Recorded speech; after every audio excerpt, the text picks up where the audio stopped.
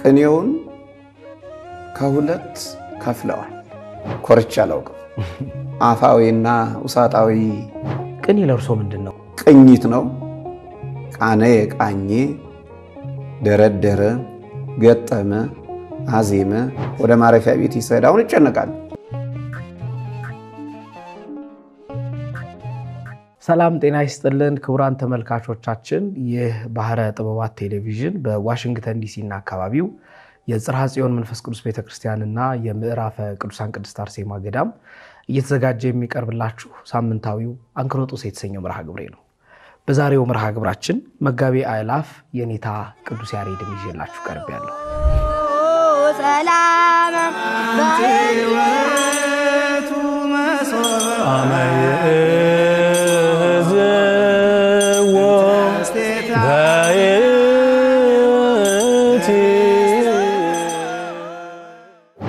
እንኳን ደህና መጡ።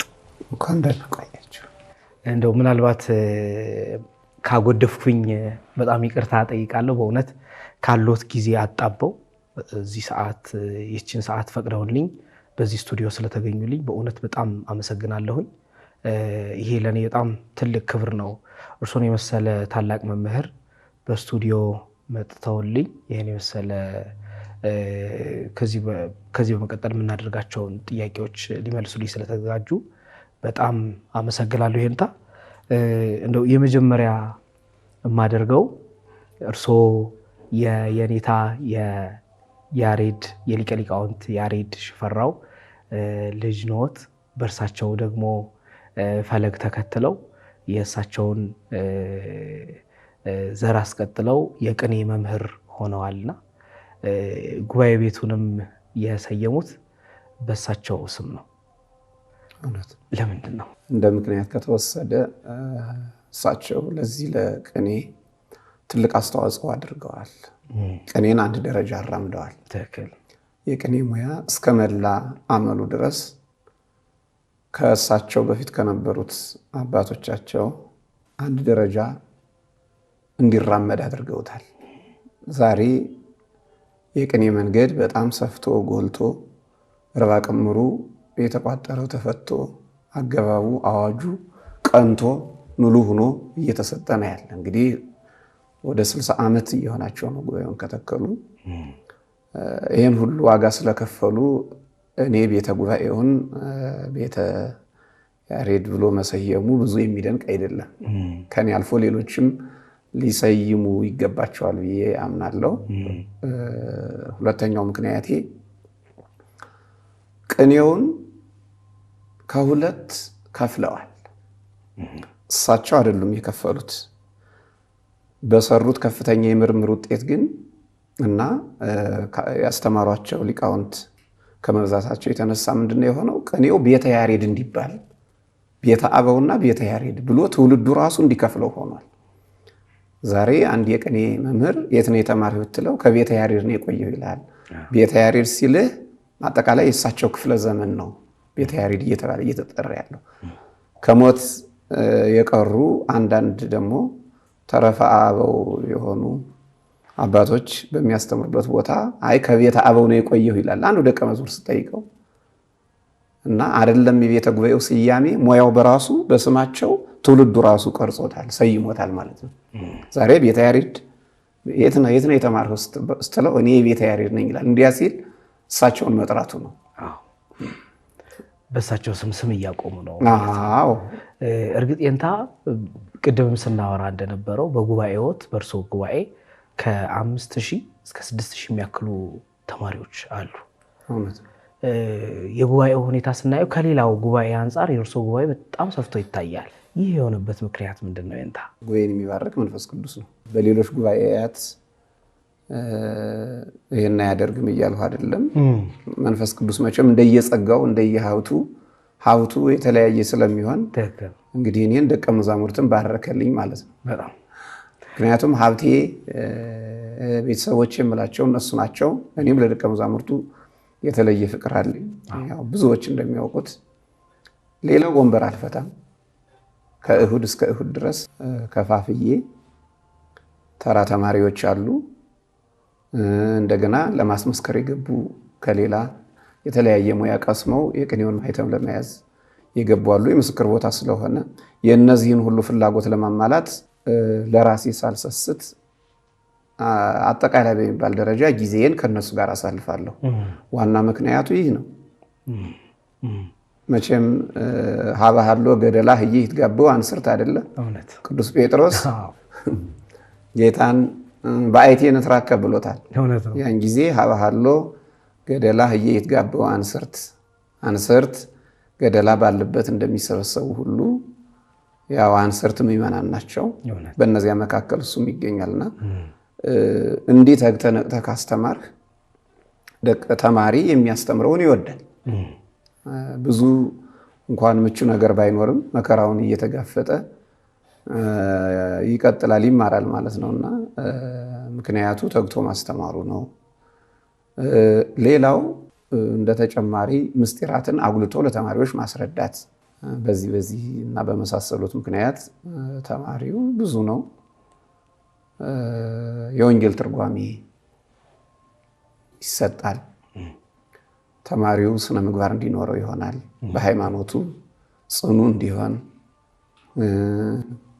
ለተጠየቀው በቂ መልስ እንዲሰጥ፣ እንደው ዝም ብሎ ቅኔውን ብቻ ሳይሆን ከቅኔው በስተጀርባ ያሉ ቅኔውን መሰረት አድርገው የሚነገሩ ከቅዱሳት መጻሕፍት የሚወጡ ንባባት እስከ ፊደላቸው ድረስ በደንብ ተተንትኖ ይነገራቸዋል ማለት ነው እና በዚህ ምክንያት ተማሪው ሊበዛ ችለዋል ማለት ነው። እንደው የንታ ያው ዛሬ ከመጡልኝ አይቀር ስለ የንታ ሊቀ ሊቃውንት ያሬድ ጥቂት ቢሉኝ እወዳለሁኝ። ለምን አንድ ሰው አባት አለው ሲባል በጣም ይኮራል። ንጉሥ አባት አለው ሲባል ይኮራል። ይበልጥ ደግሞ ሊቅ አባት አለው ሲባል እጅግ ይኮራል።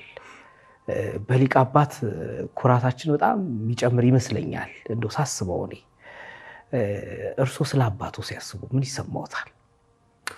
እኔ ስለሳቸው ሳስብ ጭንቀት ነው በእውነት። እሺ ያው ከልቤ ነው የምነግርህ። ስለሳቸው ካሰብሁ ስለ ሙያው ካሰብሁ ጭንቀት ነው። ዛሬ አይደለም ልጅ ሆኜም ያሳስበኛል። ምክንያቱም ልዩ የቅኔ ሀብት እሳቸው ላይ አለ። ቢያንስ እንኳን ሙሉ በሙሉ ባይባል እግዚአብሔር የፈቀደልኝን ያህል ከእሳቸው ተቀብዬ ለትውልዱ ማስተላለፍ ስለምፈልግ ስለእሳቸው ሳስብ ኩራት፣ ትዕቢት፣ እኔማ የመምህር ልጅ ነኝ እንደዚህ ነኝ ብዬም አላውቅም። ያውቃሉ ሁሉም በትምህርት ቤትም እድገቴም ራሴን ለማውጣት የምታገል ሰው ነኝ እንጂ በእሳቸው እየተመካሁ እየኮራሁ ያሳለፉት ህይወትም የለም እና ጭንቀት ነው። እውነት ለመናገር ሙያው ያሳስባል። እንደው ቅኔ ሲባል ቅኔው ሁሉ ቅኔ አይደለም። ምናልባት ቤት ስለመጣ ሰዎቹ ላይ ደግሞ የሚታየው እንቅስቃሴው ያንን ሊሆን ይችላል እንደ ቅኔ የሚቆጠረውና ለእሳቸው የተሰጠ ሀብት ትልቅ ስለሆነ ያን ሀብት ደግሞ እንደ ሰውኛው የቻልኸውን ያህል ትይዛለህ።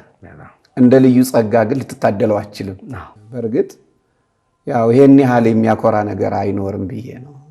አንተ ኃላፊነት ስትወስድ አትኮራም፣ ታስባለህ። ለሙያው ስታስብ፣ ለትውልዱ ስታስብ።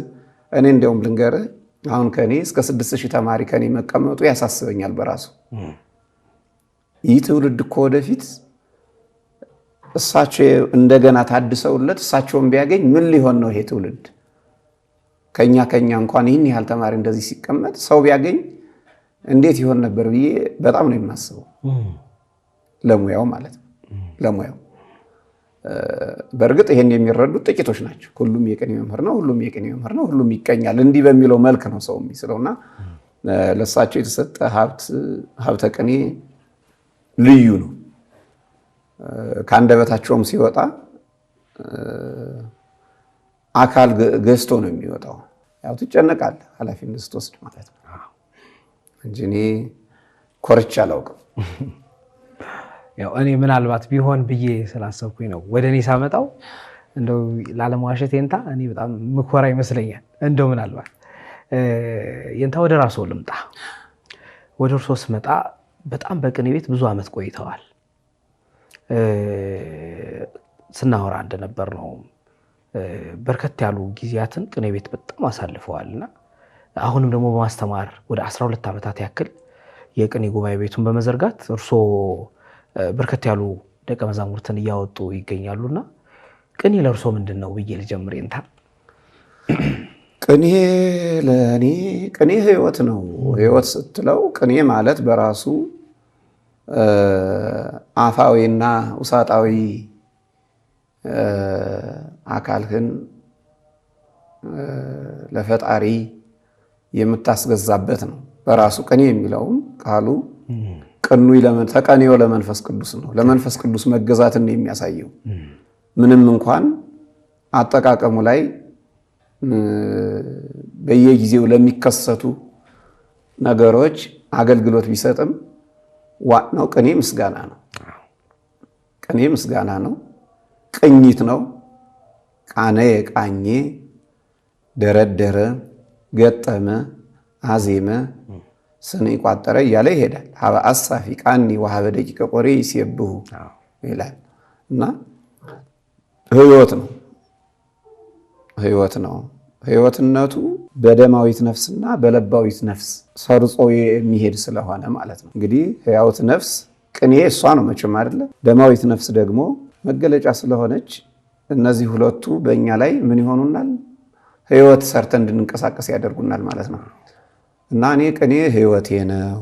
ምክንያቱም ብዙ ነገር መርጬ ከብዙ ነገር ለይቼ ብዙ የተለያየ ጥቅም ያለው ስምም ያለው እንደው ከሰው ጋርም ከሌላው ማህበረሰብ ጋር